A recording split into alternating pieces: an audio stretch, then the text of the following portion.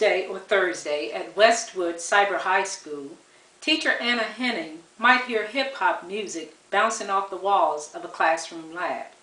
Or one of her students might need to take a break to attend to a crying infant nearby. Those are just some of the things that separate this one-year-old, online, project-based high school from traditional high schools in Michigan. There were a few other differences at this school that was established in Wayne County to service at-risk kids. Principals are known as project managers. Teachers are mentors and experts. Students are researchers. Most students and teachers never meet face-to-face. Study at Westwood Cyber High School is self-directed by the students. The school gives every student a computer and picks up the tab on the internet service.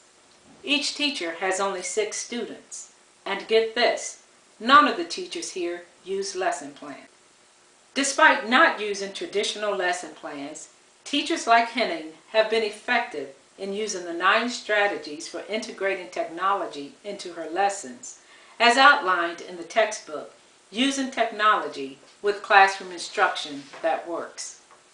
The strategies that Henning uses most are setting objectives and providing feedback, and cooperative learning. Henning, an English language arts mentor and expert, put the cooperative learning strategy to use recently with a project with her researcher reading circle. She started the reading circle after she noticed that several of the girls at the school were reading the vampire book series Twilight, the Saga. The book is also the basis for the popular movies. The girls liked the idea, eventually took over leadership of the reading circle, and suggested several projects that could earn them ELA proficiencies. One included writing a how-to guide on theater makeup. This project also earned the students a proficiency in performing arts. Additional English language arts proficiencies were earned by writing movie reviews and writing a journal. Some of this work will become part of the students' senior portfolio. Because the 3rd movie is coming out in June, which they're all very excited about.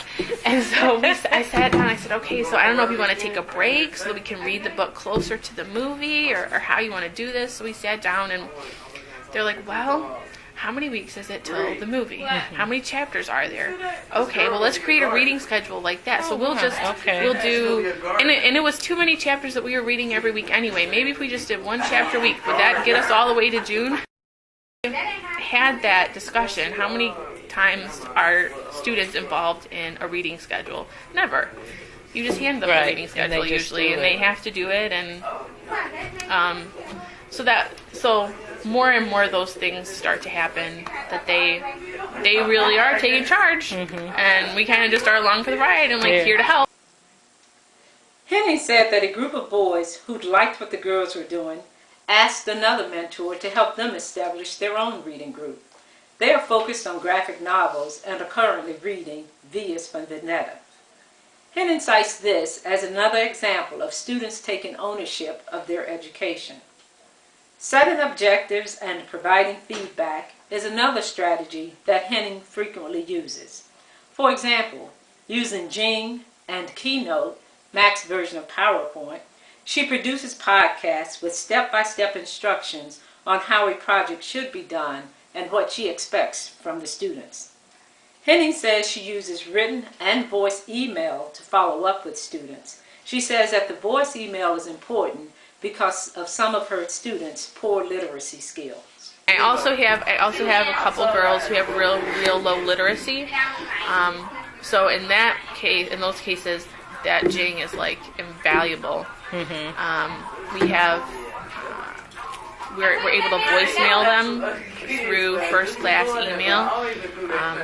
So I have one girl, she's just starting to write more and do more projects that are written, but she would only voicemail me.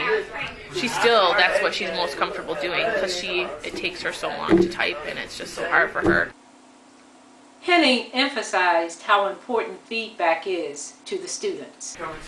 When they do projects and they're evaluated, and we put them into our system, they see right away how that kind of works toward their credit, so they don't have to wait a whole semester, let's say, to get a half a credit in English 9.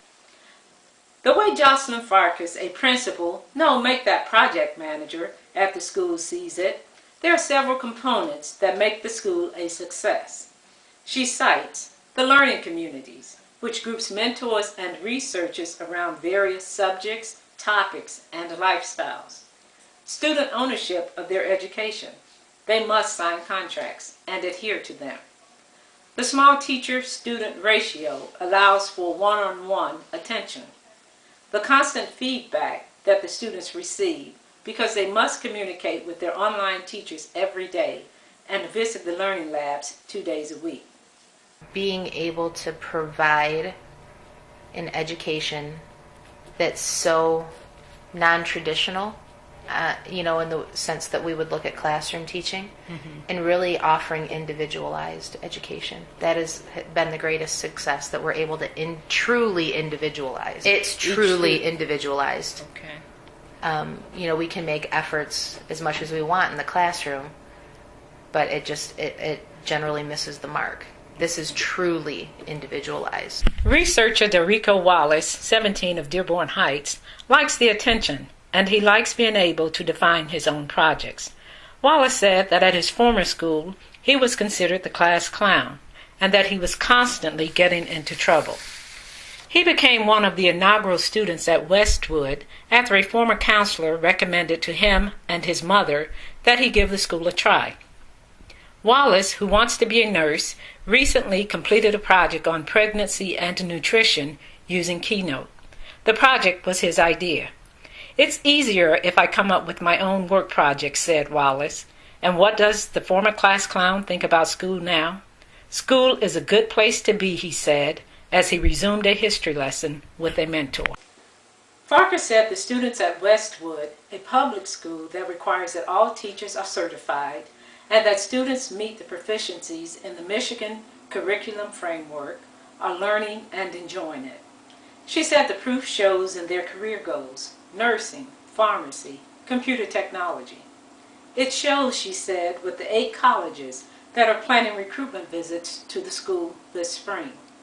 And it shows, she said, with the 30 to 40 students who could be dropouts, but instead will graduate high school this June from a school that has found a way to get at-risk students interested in learning.